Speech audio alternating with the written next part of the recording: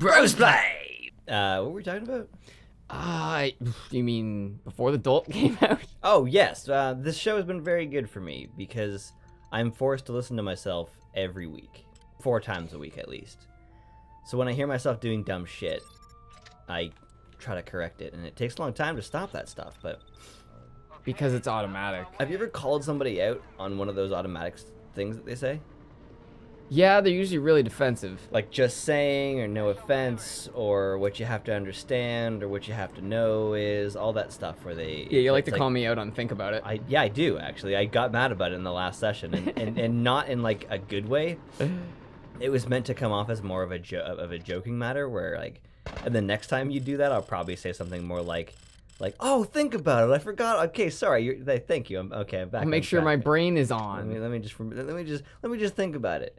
But it's kind of like that statement you should use when you say something like, think about the amount of this happening, or think about the amount of money it must cost to do this. Like that's saying think about it in that situation is fine, but just saying think about it and then your point, like there's all this time for them to believe that you don't think they were thinking. Although sometimes people don't think about it. Sometimes people consider, yes? And I went straight from exploding to hijacking. Just like out of the fire he rises. Oh, perfect. This is what I needed. Are you bringing the anti-air with you? No, I just want to get out of here. Oh, okay. It's like in a tank. Yeah, that's why. I'm not so sure something this heavy could squeal. Or is that just the turning speed? Well, yeah, because they have a lot of torque probably, so it's possible, but yeah, maybe kind of bullshit. Yeah. I think that sometimes that people like to think about things the way that they imagine them. Right. You know, people like to say, oh, it's a salad, so it's healthy, or shit like that.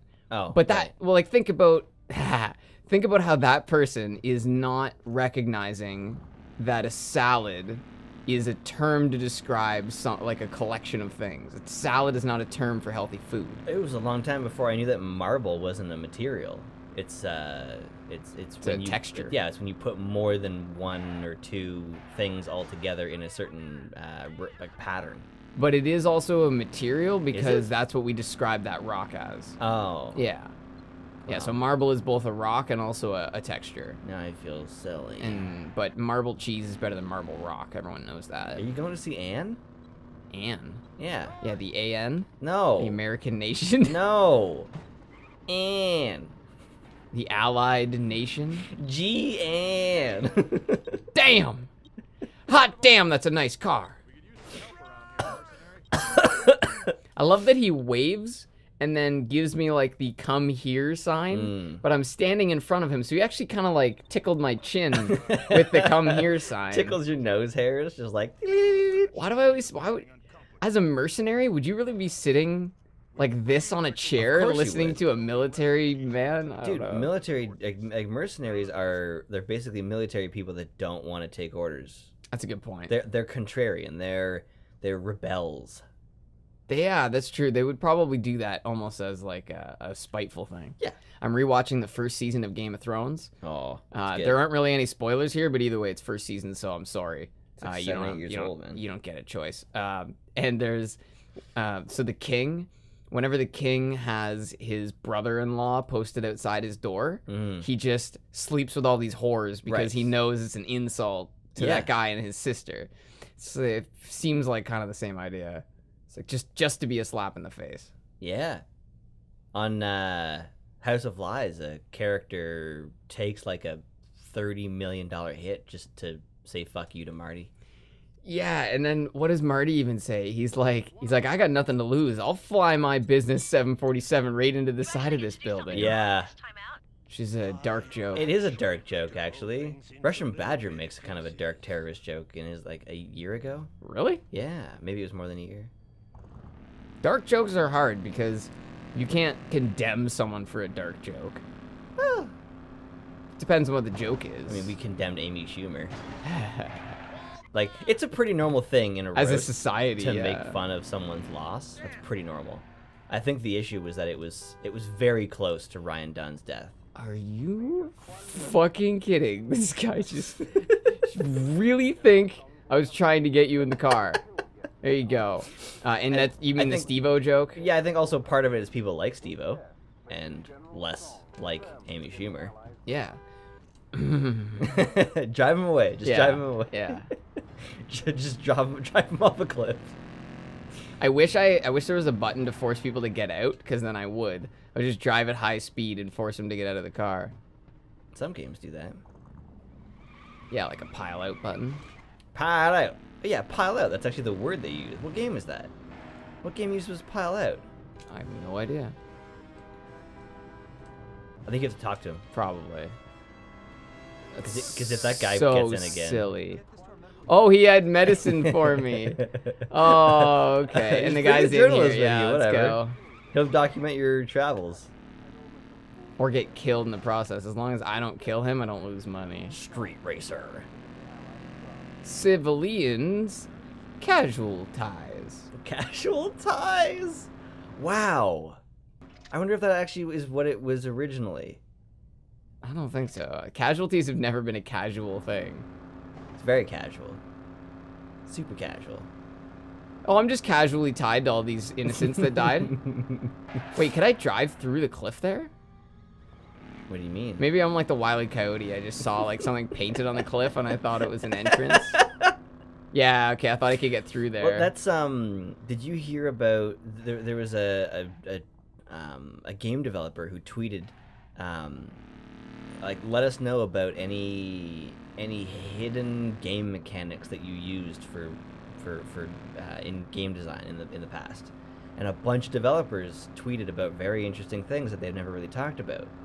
And what a lot of platforming games, especially two-dimensional platforming games, do is called a coyote platform, where there's this like brief space after a platform that doesn't look like a platform but you can stand on, and it's to make it easier to platform, to run and jump off of ledges. Yeah, so that there's a lot less of the bullshit that goes along with, you know, Shovel Knight, I find, has very, very precise... It does. Well, I guess everything. It has precise character models and it also has precise platforms.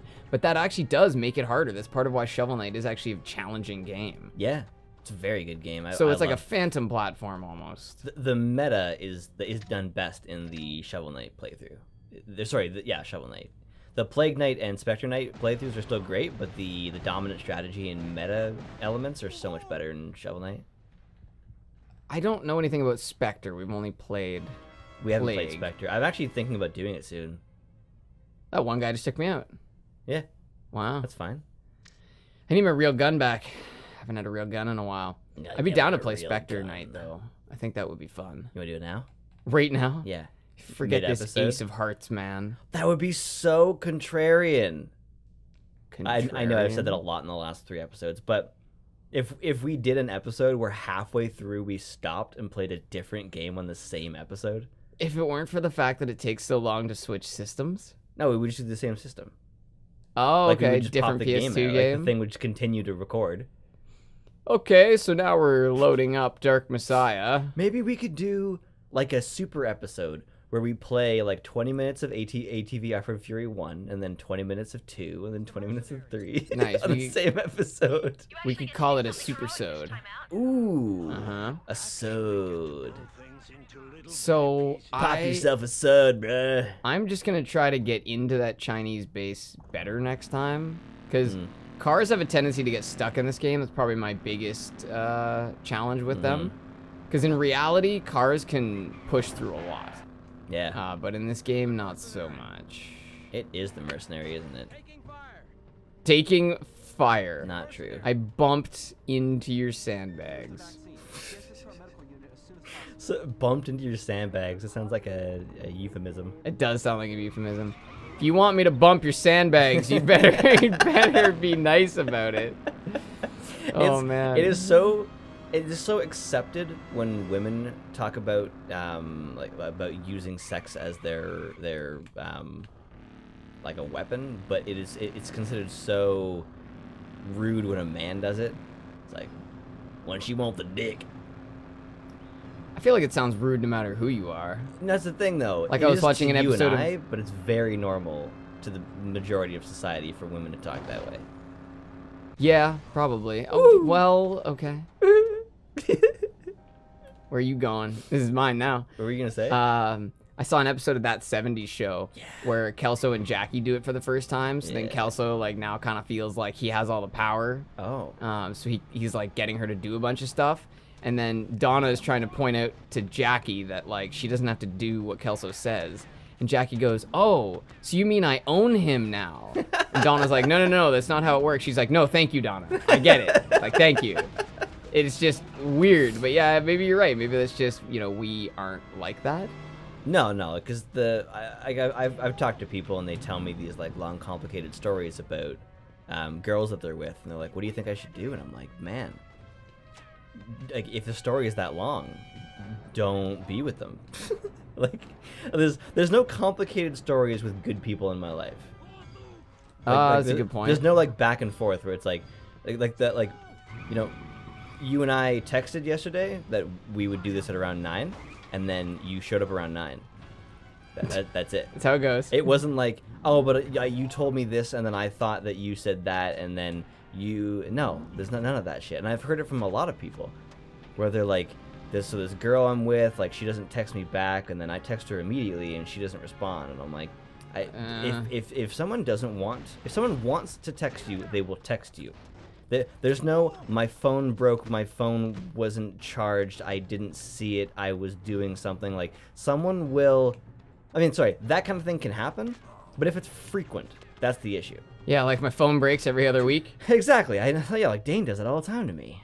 Oh, He's really? like, my phone just hasn't been receiving text messages. It's like, how often does that happen to you? Yeah, because that's how modern cell phones are. It's just so unreliable. And it's like, I love you, man, because I do like Dane, but the frequency, like, he texted me one time, "Sorry I haven't been responding to your text messages." He didn't give me a reason why he wasn't doing it. He just said, "Sorry I haven't been doing it."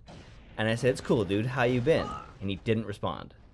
Really? So that's like so ironic. Right there to me, that's not a sorry. That's more like sorry it affected you. That's not really sorry. Like it's not really an intention to change. And I've heard it pretty well from some people. Don't say sorry. Change your behavior.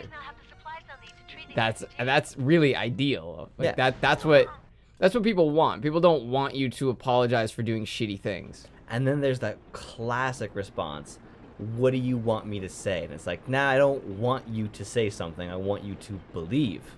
I want you to be better. I want you to change the way you think about it. Yeah. That's what you really want at the end of the day. And it's so common for people to completely ignore or avoid the actual situation because they believe they don't think that what they're doing is wrong because it's a response to someone else doing something wrong. Mm-hmm. And I think I talked about that. Was it in this playthrough? No, it was Mercenaries. I can't remember. Who even knows the amount of episodes we've had on this one? Like, at work, I have to manage people, and you just say, like, "Hey, don't do that," and they're like, "But he said that," and it's like, no, it's not. It's not. I didn't say don't do that unless you have a good reason. Like, I said don't, because that's the simple fact. And it's like, there's this. I always go in like I like to follow not a system, a trail, I guess, of causality, if you will. So you think about, like, I want to deal with this problem. What do I have to do? Well, I can do this, and where is it going to lead? So, like, I tell this guy, like, if you have a problem with an employee, you bring it to management. And he's like, this guy's not going to stop it then. And I'm like, if you don't think that the management will stop something here, change yourself. Go somewhere else. And I'm saying this, like, in a very positive manner. Like, what I'm saying is, like, if you can't change your world, change yourself. Or remove yourself from the world, at least. Exactly. If you don't think that the place you're working at is going to properly deal with an issue you have, go to a place that you think it will, because you don't deserve to work with shitty people. No one deserves to work with shitty people. If you don't think that your boss is going to do anything about your workplace, like your shitty workplace where, like, let's say something's unsafe, and you know that going to your boss is going to actually get you in trouble for reporting something unsafe, get away from that workplace. Because even if that place is good for you right now, it's not going to be good for you long term. Yeah. It's just not. You got to do what's right for you. Like, nobody's going to congratulate you with a medal at the end of the day for putting up with bullshit. It's not going to happen. But that's not what we've been teaching people. No, we've been School teaching... teaches you get a medal for putting up with bullshit. Exactly. Even the school we went through kind of teaches you that as long as you are willing to, like, put up with the bullshit and just, follow along on the preordained path, you'll do fine. Well, high school doesn't teach you to live in the world. It teaches you to work in a factory. Yeah. Everyone's in neat, straight rows. You work. You go there early in the morning. You leave fairly early in the afternoon. You have work, break, work, longer break, work, break, home. It's the same thing in factories. They tell you what to do, and then you repeat it back to them, and then they tell you that you did it properly. And it's not really about how to think, it's about what to think. It's all factory work. And that's the thing. That's actually what it like they did design it like way back in the day because that's what the jobs were. Factory work was huge. Yeah, and then mechanization sort of eliminated. Well, yeah, what used to be 800 jobs is now like 40 people that are just like managing the 800 robots. Well, yeah, well, even in what I do, we go to dig pits, and with an excavator, you can dig a 15-foot deep pit in about 20 minutes. Yeah. But if you were to do that with steam shovels and men, right, it would take you hours. Something I could do in a couple of hours with a single excavator and a single operator would have taken about 20 people to do. So there's just so many advances that completely eliminate the need for people to be...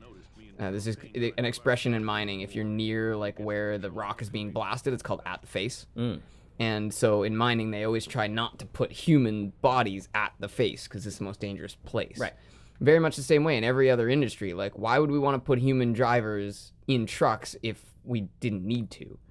Right? Because that's a hazard. Yep. A, for the people around the truck, because that guy could get tired and fall asleep. Yeah. And it's a hazard for the guy in the truck because he could get hit by a car or hit something and die himself. Yeah. Right? So if we could take him out of the truck, that's a great thing. But then people would go, but then what's he going to do for a job? And that's where the whole problem comes in. And then everyone has their own camp. That's a problem. Me and you even, like, we're young people, right? We're young liberal people. So that's a camp we fall into. I'm in a fully manual job that I don't like.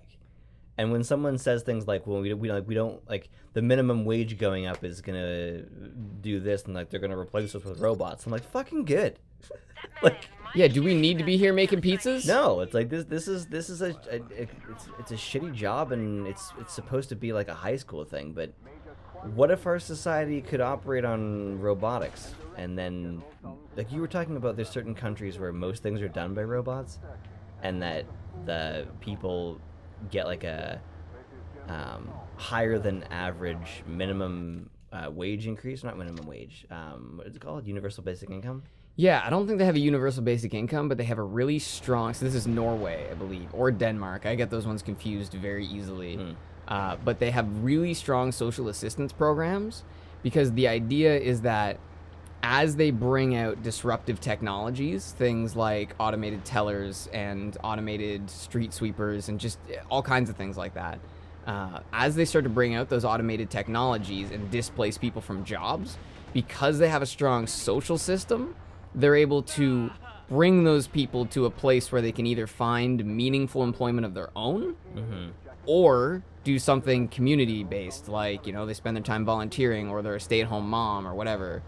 But the idea is that bringing in a disruptive technology generates the income required to not have those people work. Right. Because theoretically, I have 100 drivers and 100 trucks. If all 100 trucks drive themselves, I could still pay 100 people to, do nothing. Right.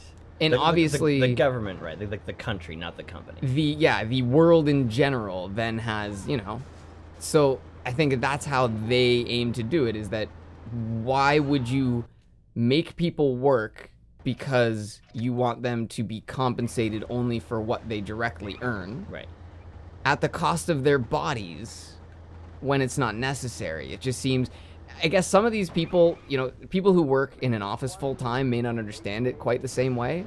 But I work with people who work outdoors their whole lives. And I work with people who lift heavy things and work with steel equipment all the time. Yeah. And it wears on you.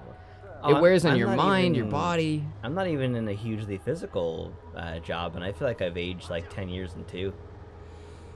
It's the standing and the mental strain and just everything that goes into it. It's not good. And leaning back and forth.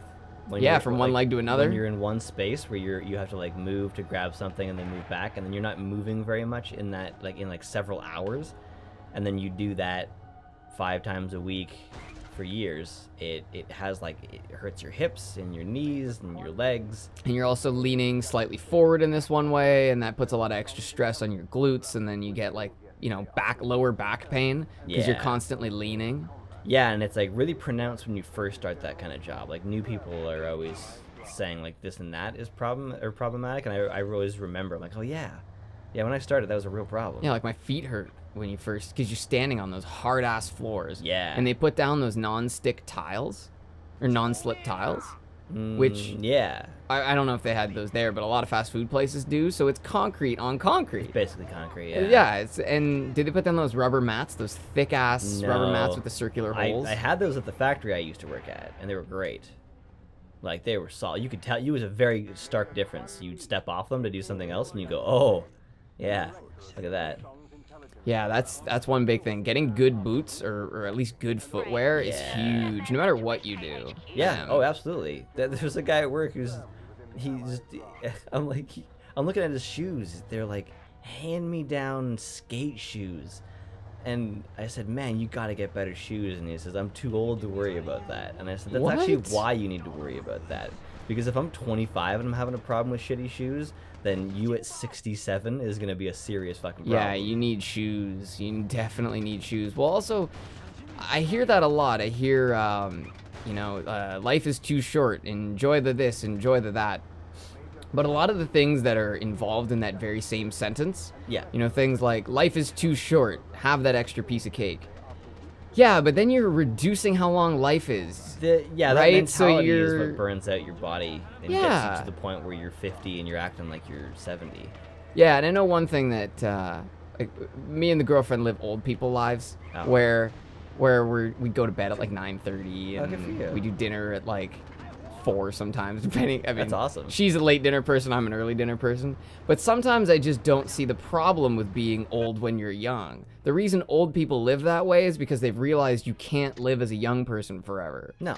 Right? It's too detrimental. You just take too much beating. People say that kind of shit all the time where they're like, can you lift this like you're young? And it's like that mentality of like I used to do this when I was a kid, and it's like that might be why you're having a problem now. And in fact, the older people I see generally tend to be a lot stronger because they have that dad strength, that grizzled human strength where people just get from being older, where you've been beat up so much that you have endurance that young people haven't learned. When I was working at that factory, I was working with this woman, and she did not seem to be very physically strong, and I was actually working out on a regular basis at the time.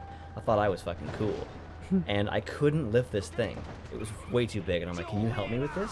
She walks over and lifts the entire fucking thing on her own, moves it over there, and I'm like, what was that? And she's like, I grew up on a dairy farm. Yup. Farm people. I have practical strength. Yeah, farm people are retardedly strong for their size. It is ridiculous. People who can lift like bales of hay and things like that. Yeah. Unbelievable how much strength those people have.